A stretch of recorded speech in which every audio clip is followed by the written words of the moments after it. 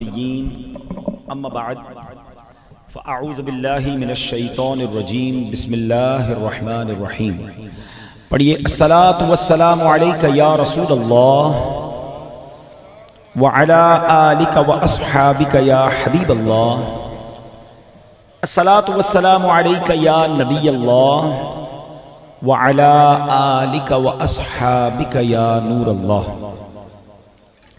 پیارے پیارے اسلامی بھائیوں اور مدنی چینل کے ناظرین، سوشل میڈیا کے ناظرین، آج ایک بڑی خوشی کا موقع ہے۔ دعوت اسلامی کا ترقی کی طرف ایک اور قدم ہے کہ الحمدللہ آج فیصل آباد میں دارالمدینہ اسلامک اسکول سسٹم کا ایک ایسا شاندار خوبصورت ڈپارٹمنٹ شروع ہو رہا ہے جو اپنی سطح پر ایک بڑا یونیک بھی ہے، بڑا نرالا بھی ہے۔ یوں تو دعوت اسلامی کے شعبے کی 299 کے قریب برانچز ملک اور بیرون ملک میں قائم ہیں۔ دنیا کے کئی ملکوں میں دارالمدینہ موجود ہے اور انہی کے تحت فیضان اسلامک اسکول سسٹم بھی موجود ہے، پھر کالج اور یونیورسٹی کا سلسلہ بھی ہے۔ مگر میں سمجھتا ہوں کہ آج ایک بہت خوبصورت قدم اٹھایا گیا ہے اور یہ کریڈٹ گوز ٹو ہمارے اچھی بھائی، ماشاءاللہ میں بہت عرصے سے الحمدللہ ان سے رابطہ ہے، انہوں نے یہ جگہ ہمیں عطا فرمائی، اللہ ان کو اس کی بہترین جزا عطا فرمائے۔ اور ذہن یہ تھا شروع سے کہ کچھ یتیم بچوں کے لیے کیا جائے، تو یہاں یہ ایک ایسا اسکول ہوگا کہ جس میں یقیناً Islamic education, English medium education کے ساتھ ساتھ نارمل بچے تو ہوں گے، مگر یتیم بچوں کا، لاوارث بچوں کا ایک اسپیشل کوٹا ہوگا جس میں ان کی پوری تعلیم فری ہوگی، اور نہ صرف تعلیم فری ہوگی بلکہ اگر وہ یہاں رہائش اختیار کرنا چاہیں تو ان کا ہاسٹل، کھانا پینا، ان کی تمام تربیت کا اہتمام بھی انشاءاللہ ہماری انتظامیہ کی طرف سے ہوگا۔ تو اللہ کریم سے میں دعا کرتا ہوں کہ رب کریم جس نیکی کے جذبے کے ساتھ، جس اخلاص کے ساتھ یہ شروع کیا گیا ہے اور جنہوں نے اس میں تعاون کیا ہے، رب کریم اس کی انہیں بہترین جزا عطا فرمائے۔ اور الحمدللہ ہم یہ دیکھتے جا رہے ہیں، میں کل 2 دن پہلے میں لاہور میں تھا، ایک ہی دن میں لاہور میں 2 مدنی کلینکس کا افتتاح دعوت اسلامی نے کیا۔ ایک اسپیشل فار اسلامک بردرز تھا، ایک اسپیشل فار اسلامک سسٹرز تھا، ایک جوہر ٹاؤن کے علاقے میں تھا، ایک مزنگ میں تھا۔ تو وہ دعوت اسلامی جو ہمیں گناہوں سے بچاتی ہے، ہمیں دین متین کی طرف بلاتی ہے، نمازی بناتی ہے، ماں باپ کا فرما بردار بناتی ہے، شرابیوں کو شراب چھڑاتی ہے، یعنی گویا جہنم کی آگ سے بچا کر ہمیں جنت کے راستے پر ڈالنے کی کوشش کر رہی، وہی دعوت اسلامی ماشاءاللہ اپنے اتنے بڑے نیٹ ورک کے ہوتے ہوئے امت کو بیماریوں سے بچانے کے لیے بھی علاج کے حوالے سے بھی کوششیں کر رہی ہے۔ میں اپنے بیان کے آخر میں انشاءاللہ مزید کچھ دعوت اسلامی کے بارے میں عرض کروں گا۔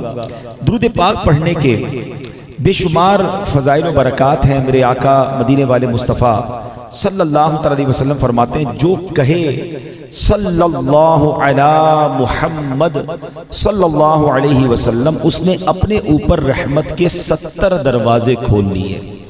اس کی محبت لوگوں کے دلوں میں ڈال دی جائے گی، اس سے بغض نہ رکھے گا مگر وہ کہ جس کے دل میں نفاق ہوگا۔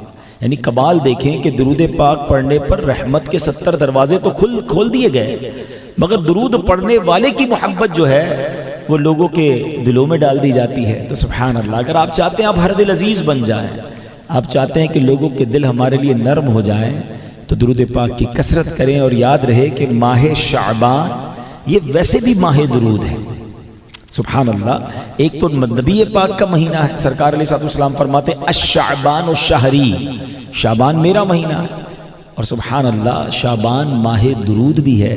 تو اس مہینے میں کثرت سے درود پاک پڑھنے ہیں، اور ویسے بھی اگلا مہینہ رمضان ہے تو اس مہینے میں پھر کنٹینیو کریں گے انشاءاللہ درود پاک کو۔ آئیے محبت کے ساتھ بآواز بلند درود پاک پڑھ لیں۔ صلو علی الحبیب صلی اللہ تعالی علی محمد صلی اللہ علیہ وسلم۔ ایک بہت عظیم ہستی ہیں حضرت خواجہ سری سکتی رحمۃ اللہ تعالی، بہت نام سنا ہے ان کا، ہمارے سلسلہ قادریہ کے مشائخ میں سے بھی ہیں، بغداد میں بہت بڑا ان کا دربار بھی ہے، مگر آج میں وہ کیسے اللہ کے ولی بنے، ان کی زندگی میں ٹرننگ پوائنٹ کیسے آیا، وہ کیسے اتنے بڑے درجے پر پہنچے، یہ ایک خوبصورت واقعہ آپ کو سنانا ہے۔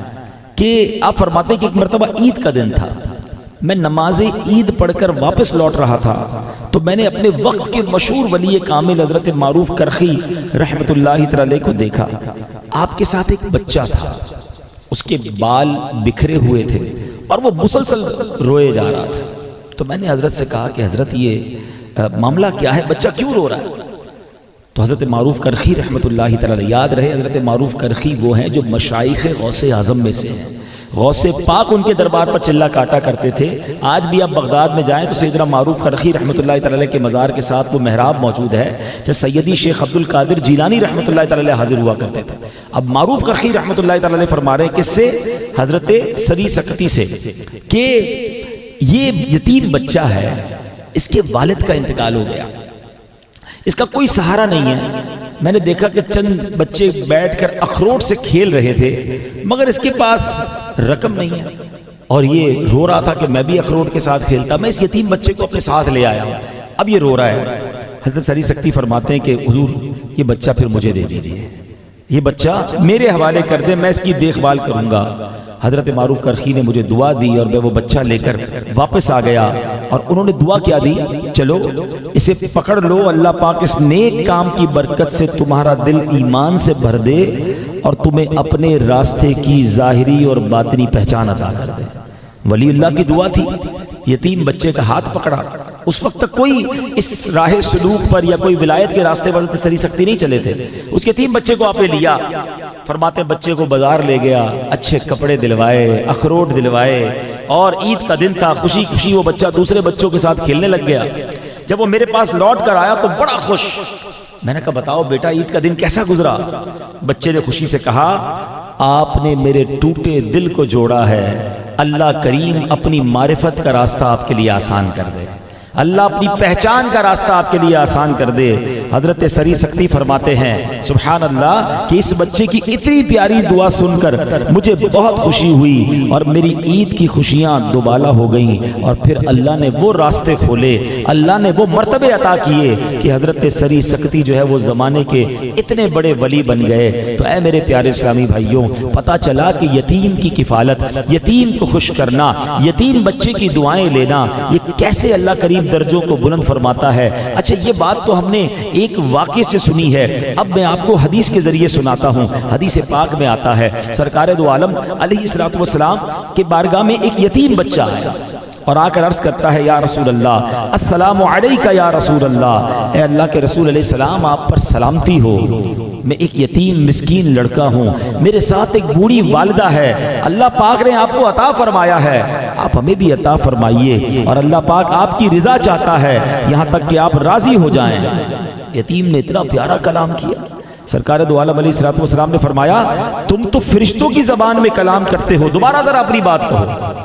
وہ کیا کہتا ہے؟ دوبارہ اپنی بات دہرائی اس نے، ذرا بات سنیے کیسی پیاری بات ہے، اللہ پاک نے آپ کو عطا فرمایا ہے، اس میں سے تھوڑا ہمیں عطا فرمائیے، اللہ پاک آپ کی رضا چاہتا ہے یہاں تک کہ آپ راضی ہو جائیں۔ یہ تو حدیثوں کا بھی مضمون ہے نا کہ اللہ کریم اپنے حبیب علیہ الصلوۃ والسلام کی رضا چاہتا ہے۔ تو اب نبی پاک علیہ الصلوۃ والسلام نے اسے ایک برتن عطا فرمایا، فرمایا تمہارا اور تمہاری والدہ کے لیے شام کا کھانا ہے، یہ لے جاؤ، میں اس کھانے میں برکت کی دعا کرتا ہوں۔ وہ یتیم بچہ کھانا لے کر مسجد کے دروازے پر پہنچتا ہے، ہاتھ میں برتن ہے، حضرت سعد بن ابی وقاص رضی اللہ تعالیٰ عنہ دروازے پر اس بچے سے ملتے ہیں، شفقت سے اس بچے کے سر پر ہاتھ رکھا، ہاتھ پھیرتے ہیں، نبی پاک کی بارگاہ میں حاضر ہوئے، آقا فرماتے اے سعد جس بال پر تمہارا ہاتھ گزرا ہے اس کے بدلے تمہارے لیے ایک ایک نیکی ہے۔ یتیم بچے کے سر پہ صرف ہاتھ پھیرنا ہر بال کے بدلے نیکی ہے۔ اللہ اکبر۔ اے میرے پیارے اسلامی بھائیوں، چلیں ایک اور فارمولہ بھی بتا دیتا ہوں حدیث کی زبانی۔ کچھ لوگ شکایت کرتے نظر آتے ہیں دل بڑا سخت ہو گیا ہے، دعا میں رونا نہیں آتا، سجدوں کی لذت نہیں ملتی، دل کی سختی کی شکایت کرتے ہیں۔ ایک شخص بارگاہ رسالت میں حاضر ہوا، عرض کرتا ہے یا رسول اللہ دل سخت ہو گیا ہے، دل کی سختی ہے۔ سرکار علیہ السلام فرماتے ہیں وَامْسَحْ بِرَأْسِهِ وَأَطْعِمُ مِنْ طَعَامِكَ فَإِنَّ ذَلِكَ يُلِينُ قَلْبَكَ وَتَقْدِرُ عَلَى حَاجَتِكَ۔ آقا علیہ السلام نے فرمایا اس یتیم کے سر پر ہاتھ پھیرا کر اپنے کھانے میں سے اس کو کھلایا کر، تو بے شک ایسا کرنے سے تیرا دل نرم ہوگا اور حاجتیں پوری ہو جائیں گی۔ دل کی نرمی کا بھی علاج یہ ہے کہ یتیم کے سر پہ ہاتھ پھیلا جائے، یتیم کو کھانا کھلایا جائے۔ اچھا عرض کیا تھا دل سخت ہے، آقا نے 2 کرم نوازیاں فرمائیں، فرمایا اللہ دل بھی نرم کر دے گا، حاجتیں بھی پوری ہو جائیں گی۔ سبحان اللہ سبحان اللہ. مسلمانوں کے دوسرے خلیفہ حضرت فاروق اعظم رضی اللہ تعالیٰ عنہ کا واقعہ سنیں. آپ فرماتے ہیں کہ نبی پاک علیہ السلام نے فرمایا بے شک جب یتیم کو مارا جائے تو اس کے رونے کے سبب عرش الہی کانپ اٹھتا ہے. اللہ پاک فرماتا ہے فرشتوں یتیم کو کس نے رلایا؟ فرشتے عرض کرتے ہیں اے اللہ پاک ہمیں نہیں معلوم. ارشاد ہوتا ہے گواہ ہو جاؤ جو اس روتے ہوئے یتیم کو خوش کرے گا میں روز قیامت اب اسے نعمت عطا فرما کر راضی فرماؤں گا. کیسی شان والی بات ہے. یتیموں کو خوش کیجئے، شریعت کے دائرے میں رہتے ہوئے ان سے پیار کیجئے، ان کا دل لبھائیے، ان کو پسند کی چیزیں کھلائیے، ان کی کفالت فرمائیں، اور سبحان اللہ پھر کرم نوازی کیا ہوگی کہ اللہ راضی ہو جائے گا، اللہ اپنے خزانوں سے عطا فرمائے گا. اے میرے پیارے اسلامی بھائیوں، ایسے تو بہت ساری فضیلتیں میں بیان کر سکتا ہوں، لیکن ظاہر ہے کہ بہت لمبا چوڑا بیان میں آج کرنے نہیں آیا. قرآن مجید فرقان حمید ہمیں یتیموں کی کفالت کے بارے میں کیا فرماتا ہے؟ فرمایا وَبِالْوَالِدَيْنِ إِحْسَانًا وَذِي الْقُرْبَى وَالْيَتَامَى وَالْمَسَاكِينِ. سورہ بقرہ میں کیا فرمایا؟ اور ماں باپ کے ساتھ بھلائی کرو اور رشتہ داروں اور یتیموں اور مسکینوں کے ساتھ اچھا سلوک کرو. وہ اچھا اب یتیم کہتے کس کو ہیں؟ یہ بھی بڑا ایک مت ہے، اس کو بھی آج سمجھ لیں، ورنہ تو ہم میں سے بہت سارے اس وقت بھی یتیم بیٹھے ہیں. جتنے بزرگ ہیں سارے یتیم ہیں، میں بھی یتیم ہوں، میرے بھی ماں باپ چلے گئے. ماں باپ ہر کسی کو وہ یتیم نہیں ہوتا کہ اس کے ماں باپ دنیا سے چلے گئے. اس کی وہ سن لے کہ یتیم کی کیٹیگری میں کون آتا ہے؟ وہ نابالغ بچہ جس کا والد وفات پا جائے اسے یتیم کہتے ہیں، اور اتنا غریب شخص کہ کچھ بھی مال نہ رکھتا ہو اسے مسکین کہتے ہیں. مسکین کی تعریف یہ کہ کچھ بھی مال نہ ہو، اور یتیم وہ ہے کہ جب تک وہ نابالغ ہے اور اس کے والد کا انتقال ہو گیا ہے تو وہ یتیم. جو فضیلت ہے نا یتیم کی، جس کیٹیگری کی بات ہو رہی ہے قرآن نے جس کا ذکر کیا، یتیم اس کو کہتے ہیں. آیت کریمہ میں حکم کیا دیا کہ سب سے پہلے ماں باپ کا حق ہے، لہذا ان کے ساتھ نیکی اور بھلائی کرو. پھر ان کے واسطے سے جتنے رشتے ہیں مثلا بھائی بہن چچا تایا ماموں خالہ وغیرہ، ان سب کے ساتھ اچھا سلوک کرنا. اور آخر میں فرمایا یتیم اور مسکین خواہ تمہارے رشتہ دار ہوں یا نہ ہوں، ان سب کے ساتھ نیکی اور بھلائی کے ساتھ آپ نے پیش آنا ہے. اور یتیموں کی کفالت کے لیے جو کوشش کرنا ہے نا، یہ جو ماشاءاللہ آج ہمارا سینٹر بنا ہے، جنہوں نے جگہ دی، جنہوں نے بنایا، جو اس کو چلائیں گے، جو اس کے لیے کوشش کریں گے. آج میں ایک ہمارے بزنس مین بھائی کے ساتھ تھا، وہ کہہ رہے ہیں بھی اب افتتاح میں جا رہے ہیں، میں نے ابھی کسی پارٹی سے بات کی ہے کہ بھائی ہم یتیم خانہ بنا رہے ہیں، آپ نے یتیموں میں اپنا حصہ ملانا ہے. تو یہ کوشش شروع کر دی نا، انہوں نے سوچنا شروع کر دیا. اب میں یہ حدیث سناتا ہوں، آپ کا ایمان تازہ ہو جائے گا. سرکار دو عالم علیہ السلام فرماتے الساعی علی الارملۃ والمسکین کالمجاہدی فی سبیل اللہ او کالذی یصوم النہار ویقوم اللیل. میرے آقا فرماتے یتیم بچوں اور مسکین کے لیے دوڑ دھوپ کرنے والا، مثلا ان کی مدد کے لیے کوشش کرنے والا، راہ خدا میں لڑنے والے یا دن کو روزہ رکھنے والے اور رات بھر عبادت کرنے والے کی طرح ہے. اب راہ خدا میں جو جہاد کرتا ہے، لڑ کے جان دے دیتا ہے، سب کچھ لٹا دیتا ہے وہ. اور فرمایا جو مسکین کے لیے کوشش کر رہا ہے، اپنی جیب سے نہیں بھی دے پا رہا مگر اس کی کفالت کی کوشش کر رہا ہے، اس کو سپورٹ کرنے کی کوشش کر رہا ہے، یہ کتنی بڑی نیکی ہے. بہت سارے لوگوں نے یہ نیکی بھلا دی ہے. ہم بہت ساری نیکیاں کرتے ہیں مگر یتیم کے حوالے سے جو فضائل قرآن و حدیث بھرے پڑے ہیں. لیکن یتیم اچھا ہوتا کیا ہے؟ ہم بعض اوقات یہ سوچتے ہیں یار ہمارے گھر میں تو کوئی یتیم نہیں، بالکل فیملی میں یتیم ہے تو اس کو تو بہت خیال رکھنا ہے. لیکن اگر اتنی بڑی نیکی ہے تو پھر یار کہیں نیکی ڈھونڈ لیں. کہیں ہمارے گھر میں نہیں ہے تو اور خاندانوں میں تو ہے نا، اور جگہوں پر تو یتیم ہیں، ہم جا کر ان کی کفالت کر کے یہ ثواب حاصل کر لینا. مثال دیتا ہوں، آپ کا کپڑے کا کاروبار ہے، آپ کا یار کپڑے کے کاروبار میں تو آج کل بڑا مندہ ہے، لیکن کسی اور کاروبار میں بڑی تیزی ہے اور آپ کو موقع بھی مل رہا ہے، پیسے بھی ہیں، تو آپ کیا کرتے ہیں؟ تھوڑا وہ بھی کر لو. تو جب ایک نیکی میں اتنا بڑا اجر ہے تو تلاش کیجئے نا، زندگی میں کسی ایک یتیم کی کفالت تو کر لیں. ذرا حدیث سنیے فضیلت کتنی ہے. سرکار دو عالم صلی اللہ علیہ وسلم فرماتے ہیں جو کسی چھوٹے لاوارث یا یتیم بچے کو پالے یہاں تک کہ وہ لا الہ الا اللہ کہنا شروع کر دے، اللہ پاک اس شخص سے حساب نہ لے گا. بلا حساب بخشش کا وعدہ فرمایا. صرف چھوٹے یتیم اور لاوارث بچے کو اتنا بڑا کر دے, اس کو پال کر کہ وہ لا الہ الا اللہ کہہ دے, یعنی اس کی اچھی تربیت کر دے. انشاءاللہ یہ ادارہ ان بچوں کو کلمہ بھی پڑھائے گا, درود بھی پڑھائے گا, ان کو اللہ نے چاہا تو دین کا عظیم مبلغ بنائے گا, اور دنیا بھر میں جا کر وہ دین کی خدمت کریں گے. اللہ نے یہ اتنی بڑی نیکی کا آج سمجھ لیں ثواب کی. لوگوں نے بڑی فیکٹریاں فیصل آباد میں لگائی ہیں. میں مبارکباد دیتا ہوں ان لوگوں کو کہ جنہوں نے آج ثواب کی فیکٹری لگائی ہے, کہ یہاں سے روزانہ جنریٹ ہوگا ثواب اور آپ کے نامہ اعمال میں یہ نیکیاں جائیں گی. سرکار دو عالم علیہ السلام فرماتے ہیں انا وکافل الیتیم فی الجنۃ کہاتین. نبی پاک نے کچھ اس طرح فرمایا کہ میں اور یتیم کی کفالت کرنے والا جنت میں یوں ہوں گے. اور نبی پاک نے اپنی شہادت کی انگلی کے ساتھ یہ درمیانی انگلی ملا کر فرمایا, یعنی اس طرح یتیم کی کفالت کرنے والا گویا سرکار علیہ الصلوۃ والسلام اپنے ساتھ جنت میں لے جائیں گے. ایک اور جگہ سرکار دو عالم فرماتے ہیں خیر بیت فی المسلمین بیت فیہ یتیم یحسن الیہ. مسلمان گھروں میں سب سے بہترین گھر وہ ہے جس میں یتیم ہو اور اس کے ساتھ نیک سلوک کیا جاتا ہو. یتیم ہوتا ہے خیال نہیں رکھتے, یتیم کو یتیم کی طرح رکھتے ہیں. معذرت کے ساتھ ہم نے یتیم خانہ بنانے کا جب پلان کیا نا دعوت اسلامی کے تحت, مدنی ہوم, انشاءاللہ وہ بھی بنائیں گے آگے جا کے, فیصل آباد میں بھی اور بنائیں گے, آلموسٹ اس میں بھی وہ تمام سہولتیں ہوں گی. تو ہم نے کچھ یتیم خانوں کا وزٹ کیا. آپ یقین کریں کچھ یتیم خانے تو ایسے دیکھے کہ واقعی بیچاروں کے ساتھ یتیموں والا ہی سلوک ہو رہا تھا.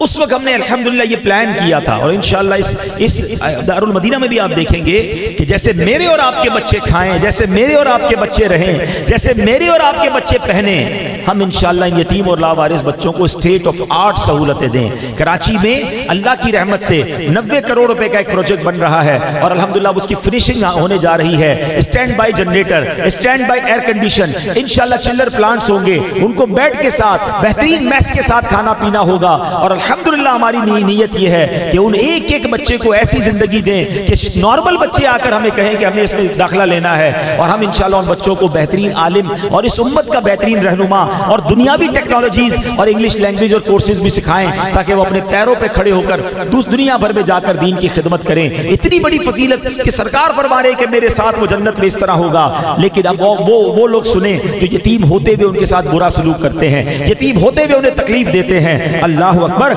کاش ہمیں بات سمجھ آ جائے اور ہم یتیموں کی کفالت کرنے والے بن جائیں. مگر آج کے دور میں ایک اور بڑی تکلیف دہ بات کیا ہے؟ بات یہ ہے کہ لوگ یتیموں کا مال کھا جاتے ہیں. رشتہ داروں میں اگر کسی بچے کا انتقال ہو جائے تو اب کیا ہوتا ہے کہ باقی رشتہ دار ہونا تو یہ چاہیے تھا کہ جنت کا ٹکٹ مل گیا, آپ کے بھائی کا, آپ کی بہن کا, یا آپ کے گھر میں کسی کا انتقال ہوا اور اس کے بچے یتیم ہو گئے, ہونا تو یہ چاہیے تھا کہ آپ آگے بڑھ کر ان کی کفالت کریں, ان کے مال کی حفاظت کریں. مگر لالچی لوگ کہتے ہیں باپ تو چلا گیا, چلو اس کے مال پہ قبضہ کر لو. بچے کو کیا پتا میرا کتنا مال ہے؟ یہ مال حرام. بلکہ فرمایا جو وقف کا مال ہوتا ہے نا, معاذ اللہ لوگ مسجد مدرسے کا مال بھی کھا جاتے ہیں. وہ بھی غور سے سنیں, یتیم کے مال کو قرآن نے فرمایا یہ جہنم کی آگ ہے, جہنم میں ڈالا جائے گا وہ شخص جو یتیم کا مال کھاتا ہے. اور مال وقف کے بارے میں فرمایا کہ مال وقف مثل مال یتیم ہے, یعنی وقف کا مال بھی بڑا سینسٹیو اور یتیم کا مال. اللہ اکبر, اللہ کے غضب. آپ دیکھیں نا, ابھی آپ نے حدیث سنی کہ یتیم روتا ہے تو اللہ کا عرش کانپ اٹھتا ہے. جو یتیم کا مال ہی کھا جاتا ہے, غریبوں کو نہیں دیا جاتا, وہ بیچارے بڑے ہو کر پریشانی ہوتے ہیں کہ چاچا تایا رشتہ دار ہمارا مال لے گئے, کوئی نہیں دے رہا, ابو چلے گئے. نہ کریں ایسا, یہ مال برباد کر دے گا. یہ اللہ کے غضب کو دعوت دینے والی بات ہے.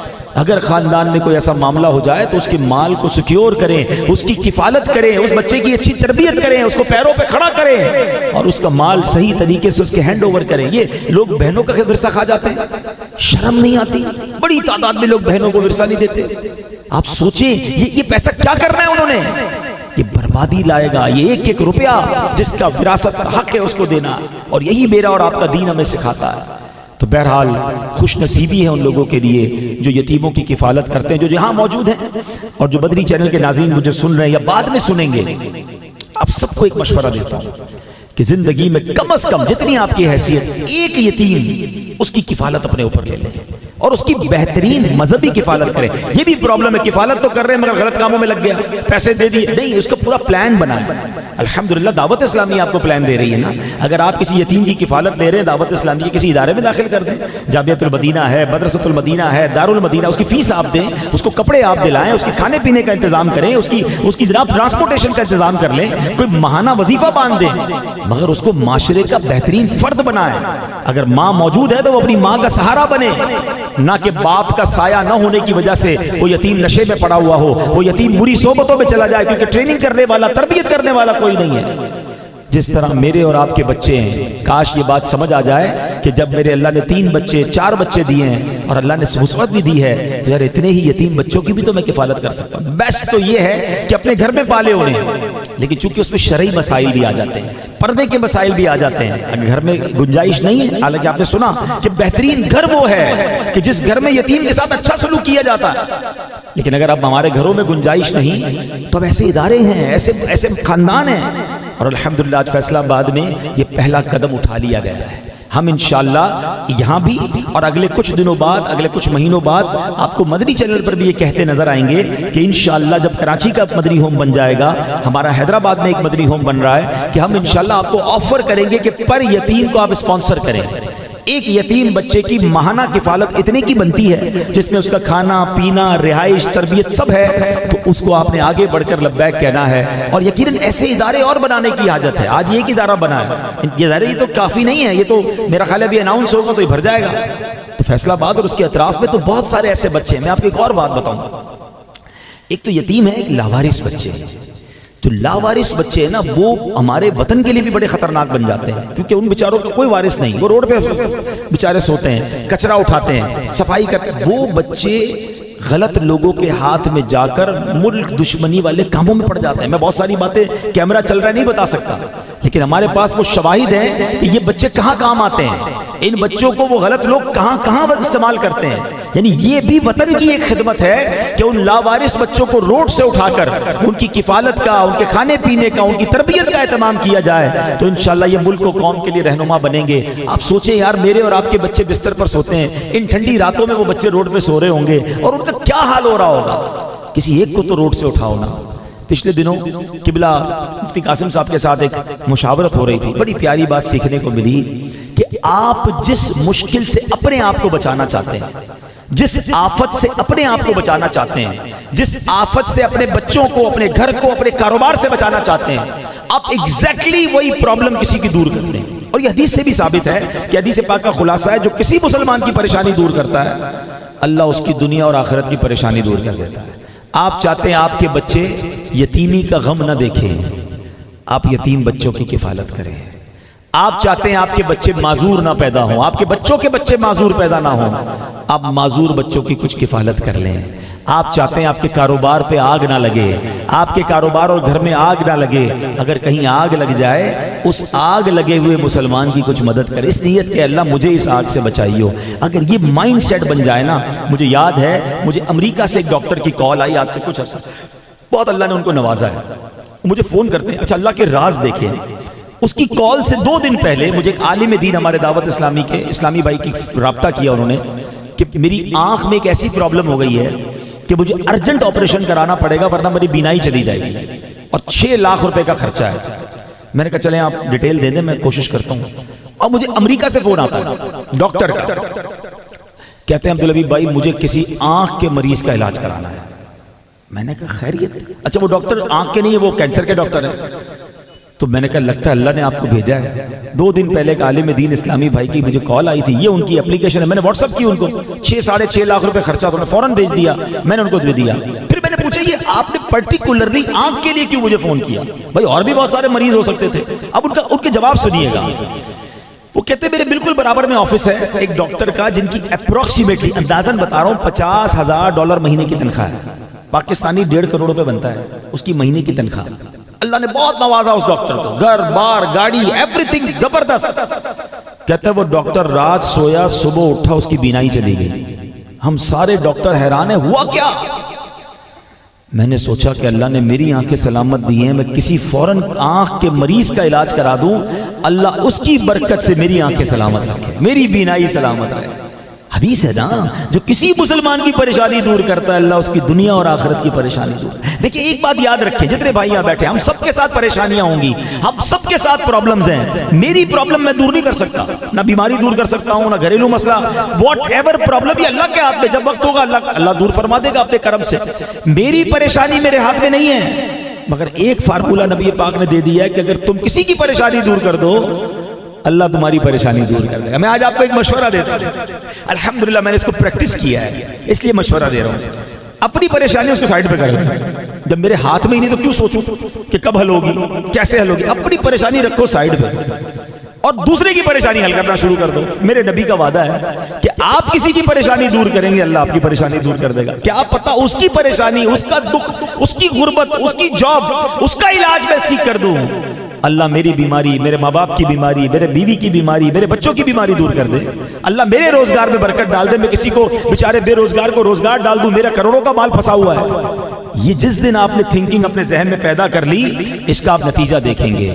تو آج ماشاءاللہ ایک بڑی نیکی کا کام ہوا ہے، تو میری گزارش ہے کہ اس ادارے میں بھی اور ایسے مزید ادارے، ماشاءاللہ فیصل آباد میں دعوت اسلامی نے اس سے پہلے ایک بہت کمال کا کام کیا ہوا ہے، معذور بچوں کا سینٹر FRC فیضان ریہیبلیٹیشن سینٹر چل رہا ہے، وہاں ماشاءاللہ معذور بچوں کا علاج ہو رہا ہے، اور صرف فیصل آباد میں نہیں، کراچی میں کئی مقامات پر، پھر لاہور میں، سیالکوٹ میں، اور قدم بہ قدم یہ سٹیپ ہم آگے بڑھاتے جا رہے ہیں۔ جیسے میں نے آپ کو بتایا کل لاہور میں ہم 2 کلینکس کا افتتاح کر کے آئے ہیں، تو سبحان اللہ آپ غور کریں کہ وہ تحریک جس کے 19,000 سے زیادہ مدرسے اور جامعات ہوں، اور جہاں 5 لاکھ سے زیادہ بچے اور بچیاں بغیر فیس کے قرآن پاک اور درس نظامی کر رہے ہوں، جس نے اس امت کو تقریباً 7.25 لاکھ حفظ کرنے والے، ناظرہ پڑھنے والے یا علماء دے دیے ہوں، جو 7,000 سے زیادہ مسجدیں بنا چکی ہو، جو ماشاءاللہ 299 کے قریب اسکول اور جناب کالج اور یونیورسٹی کی شاخیں بنا چکی ہو، اور ماشاءاللہ اس میں بھی ہزاروں بچے پڑھ رہے ہوں۔ میڈیا کی بات کریں تو 3 زبانوں میں چینل،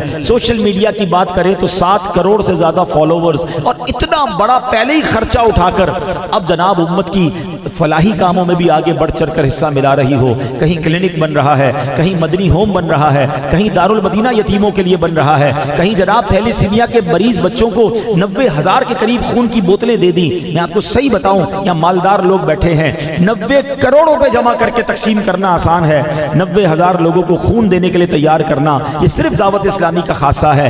ہسٹری آف پاکستان میں کسی NGO نے یہ کارنامہ سر انجام نہیں دیا۔ اور پھر ماشاءاللہ آگے چلے تو فلسطین کے مسلمان ہوں، ترکیہ یا شام کے مسلمان ہوں، کروڑوں اربوں روپے کی امداد وہاں ہو رہی ہے۔ اور یہ جذبہ یہی ہے کہ جب اللہ نے اتنی بڑی تحریک دی ہے، کروڑوں فالوورز دیے ہیں، تو وہ کام بھی کیے جائیں جو امت کے لیے مزید ضروری ہیں۔ جس چیز کی حاجت ہے شریعت کے تقاضے میں رہ کر وہ کیا جائے۔ تو جب اتنا بڑا نیٹ ورک اور اتنا بڑا کام ہو رہا ہو تو ہمیں اس تحریک کا آگے بڑھ کر ساتھ دینا چاہیے۔ رمضان شریف کی آمد ہے، اپنی زکوٰۃ میں، اپنے ڈونیشن میں، اپنے فطروں میں اپنی دعوت اسلامی کا ساتھ دیں، اور یقین کریں بعض اوقات ہم سمجھتے ہیں کہ یار میں نے بہت دے دیا یا جناب اتنا کافی ہے۔ آپ جو دے رہے ہیں اللہ قبول فرمائے، مگر دعوت اسلامی کے اخراجات اب الحمدللہ اگر میں صرف پاکستان کی بات کروں تو 43,000 کے قریب دعوت اسلامی کے امپلائیز ہو چکے ہیں، اجیر ہو چکے ہیں، جن کی تنخواہ تقریباً ماہانہ تقریباً 1.5 ارب روپے بنتی ہے۔ اب آپ خود سوچیں کہ جس تحریک کا صرف 25-30 ارب روپے تو 20 ارب تو یہ صرف آپ کی تنخواہ ہو گئی، اور باقی آپ سوچیں 19,000 مدرسوں کے الیکٹرک کے بل کتنے ہوں گے، ان بچوں کے کھانے کی کیفیت کیا ہوگی۔ تو یہ اربوں روپے کے اخراجات ہیں، تو آپ جو دیتے ہیں اس کو بڑھا کر دینا ہے، اور باقی لوگوں سے بھی اس بارے میں بات کریں۔ اللہ کریم ایک بار پھر دعا کرتا ہوں اس ادارے کو، اس شاخ کو اپنی بارگاہ میں قبول فرمائے۔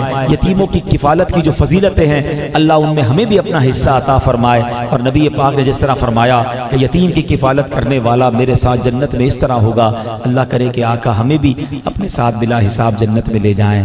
آمین بجاہ النبی الامین صلی اللہ تعالی علیہ وسلم۔ صلو علی الحبیب صلی اللہ تعالی علی محمد۔ الحمدللہ رب العالمین والصلاة والسلام علی خاتم النبیین یا ارحم الراحمین یا ارحم الراحمین یا ارحم الراحمین یا ربنا یا ربنا یا ربنا یا ربنا یا ربنا یا اللہ یا رحمان یا رحیم۔ اللہم ربنا آتنا فی الدنیا حسنہ وفی الآخرۃ حسنۃ وقنا عذاب النار وقنا عذاب القبر وقنا عذاب الحشر وقنا حساب المیزان۔ اے رب کریم ہم سب کا جمع ہونا اپنی بارگاہ میں قبول فرما، ہم سب کے تمام صغیرہ کبیرہ گناہوں کو معاف فرما، ہمارے ماں باپ کی، نبی پاک علیہ السلام کی ساری امت کی بخشش فرما۔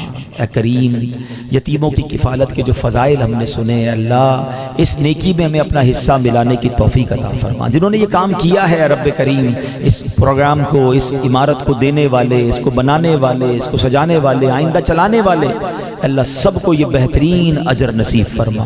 اے اللہ ہمیں ناگہانی آفتوں، مصیبتوں، بلاؤں سے محفوظ فرما، ہمیں جلنے والی، کٹنے والی، پھٹنے والی، ڈوبنے والی موت سے بچانا مولا، ہمیں سجدے والی، کلمے والی، مدینے والی، میرے آقا علیہ السلام کی دید والی موت نصیب فرما، جنت البقیع ہم سب کا مقدر فرما۔ اے اللہ ہماری دنیا بھی اچھی کر دے، ہماری آخرت بھی اچھی کر دے، ہمیں زوال نعمت سے بچا، ہم سب سے کچھ دین کے ایسے بڑے کام لے لے مولا جو مرنے کے بعد بھی ہمارے لیے صدقہ جاریہ کا باعث بن جائے، گناہوں والی زندگی سے ہماری جان چھڑا دے۔ اللہ جتنے بیمار ہیں انہیں شفا عطا فرما، قرض داروں کے قرضے اتر جائیں، بے اولادوں کو نیک اور صالح اولاد عطا فرما، ہمارے وطن عزیز پاکستان کی خیر فرما، عالم اسلام کا بول بالا فرما، دعوت اسلامی کو ترقیاں اور عروج عطا فرما۔ اے رب کریم، اے رب کریم ہم جو مانگ سکے ہمیں وہ بھی عطا کر دے، جو نہ مانگ سکے ہمارے حق میں بہتر ہو وہ بھی عطا فرما۔ اللہم رب یسر ولا تعسر وتمم لنا بالخیر یا فتاح وبک نستعین وافوض امری الی اللہ ان اللہ بصیر بالعباد لا الہ الا انت سبحانک انی کنت من الظالمین۔ وصلی اللہ تعالی علی خیر خلقہ ونور عرشہ سیدنا ومولانا محمد وآلہ وصحبہ اجمعین برحمتک یا ارحم۔